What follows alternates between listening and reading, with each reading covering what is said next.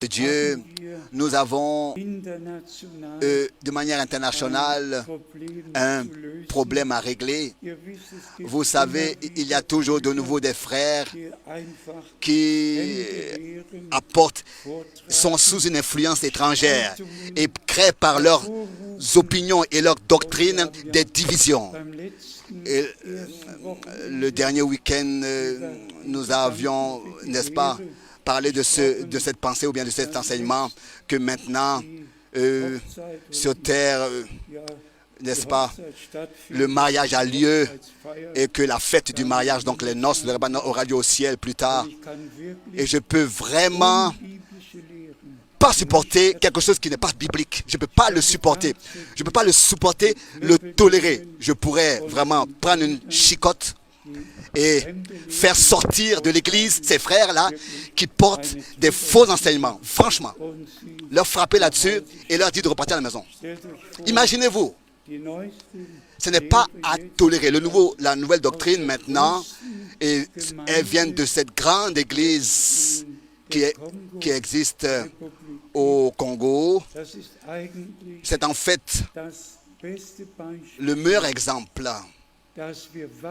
que nous devons faire attention et vraiment examiner dans les Écritures si cela est exact et observer à faire en sorte de ne pas soi-même tomber dans des propres pensées humaines, c'est-à-dire cet enseignement que la deuxième venue de Christ déjà a eu lieu, le retour de Christ a déjà eu lieu. Et que chez Frère Branham, la deuxième venue de Christ a eu lieu quand la nuée surnaturelle est descendue. Et que tous ceux qui maintenant croient le message ont déjà expérimenté le retour de Christ. Le retour de Christ a eu lieu quand la nuée est descendue. Et je vous dis, je me sens très mal d'entendre des choses comme ça. Et je me suis dit, particulièrement à la République du Congo, il y a plus de 1 million qui se réfèrent au message de la fin des temps. Ils prétendent croire le message, croire au ministère, etc. Et on a toujours eu 20 000 dans les stades, 12 000 ici, 15 000 ici, toujours des milliers dans les stades. Et cet homme qui a la plus grande église, à peu près au moins 12 000 personnes, c'est lui qui a apporté cette fausse doctrine.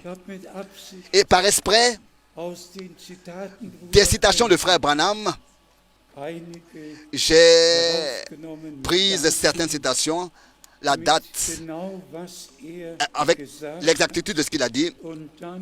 Et ensuite, en relation, j'ai apporté cela en relation et je voudrais que ce frère à Kinshasa écoute ce que je dis maintenant, ce qui est dit maintenant, ce qui est dit maintenant, et qu'il puisse revenir, se repentir et trouver grâce devant Dieu et corriger.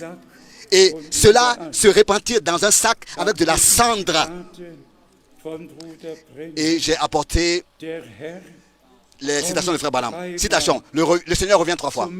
Vient 3 fois. Premièrement, il est venu pour racheter l'Église. La deuxième fois, il vient pour prendre l'Église auprès de lui dans la gloire, à la maison. La troisième fois, il vient avec l'Église. Le 2 octobre 1957. Déjà le 20-12-1949, les mêmes paroles. Le Seigneur revient, le Seigneur vient 3 fois. Il est venu pour la première fois pour racheter l'Église. Il vient pour la deuxième fois pour prendre l'Église à la maison.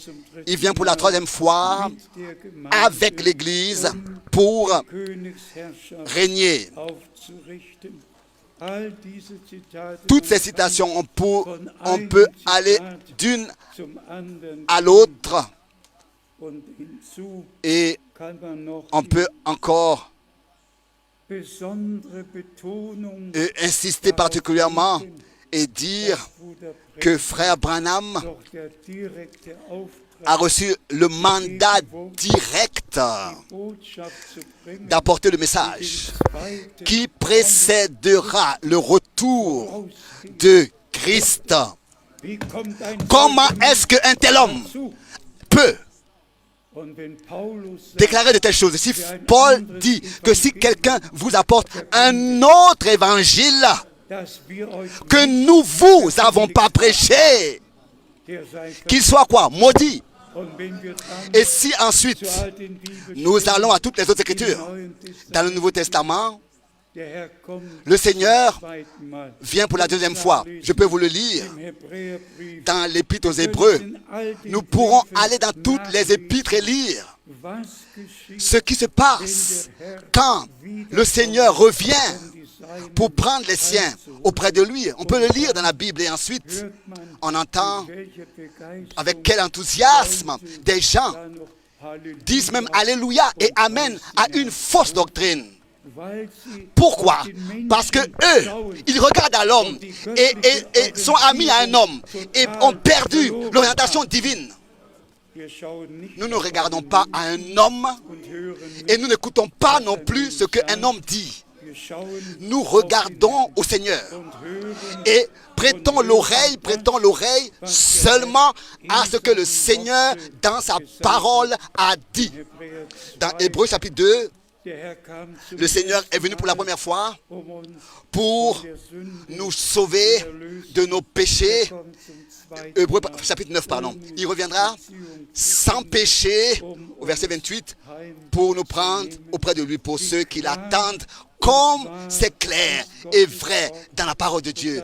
La parole de Dieu est claire et vraie. Et encore une fois, ça c'est Hébreux 9, verset 28, et encore le mandat que le Seigneur, n'est-ce pas, a donné à frère Branham, tel que Jean-Baptiste a été envoyé comme précurseur de la première venue de Christ. C'est ainsi que tu seras envoyé avec un message qui sera précurseur du retour de Christ. Alors, suis un tel homme. Alors vient un tel homme qui est incirconcis en fait et dit que le retour de Christ a eu lieu déjà quand la nuée est descendue en 63 et tous ceux qui croient au message ont déjà expérimenté le retour de Christ. Pour moi, on ne peut pas comprendre comment des gens peuvent perdre le sens. Et c'est parce qu'ils veulent être quelque chose. Ils veulent avoir un ministère particulier. Alors là, l'adversaire peut bien les utiliser et ils peuvent produire que du désordre, semer de la discorde et des divisions. Et ils savent très bien que ça ne pourra pas aller comme ça, mais qu'il y a 21 versets qui se réfèrent à la première venue de Christ et que le mot retour 17 fois ou bien avènement est mentionné dans les Écritures et ce qui va se passer lors de ce retour est aussi bien décrit dans la Bible, c'est-à-dire le Seigneur lui-même descendra, lui-même avec la trompette de Dieu, avec la voix de l'archange et que les morts en Christ premièrement ressusciteront et que ensuite nous qui sommes restés vivants nous serons transformés et ensemble avec eux, nous serons enlevés. Je le répète encore une fois, que Dieu puisse faire grâce à cet homme de se tenir devant l'Église, qu'il puisse avoir la grâce de se tenir devant l'Église et les citations du prophète que lui, il pense représenter et avoir bien compris en se référant à Azel, qu'il puisse lui-même prendre les citations et corriger ce qu'il a prêché. Et ne pas mettre cela dans la bouche de frère Branham. Et je m'excuse quand, n'est-ce pas, devant, je suis obligé de dire des choses de ce qui se passe dans le monde entier en ce moment. Mais il s'agit du monde entier. Il s'agit de l'Église du Dieu Tout-Puissant. Et tous, pour une fois pour toutes, doivent savoir que dans l'Église du Dieu vivant, pas une seule fausse doctrine existe. Malheur à ceux qui tolèrent cela. Pas une seule, pas une seule. Seulement le vrai enseignement tel que dans le testament, dans le document divin, cela nous a été transmis par Dieu lui-même. Et c'est comme ça que nous avons à croire. Et c'est ainsi que nous le prêchons. Et nous prêchons la sainte et précieuse parole de Dieu. Et ainsi s'accomplit celui qui est de Dieu. Il écoute la parole de Dieu.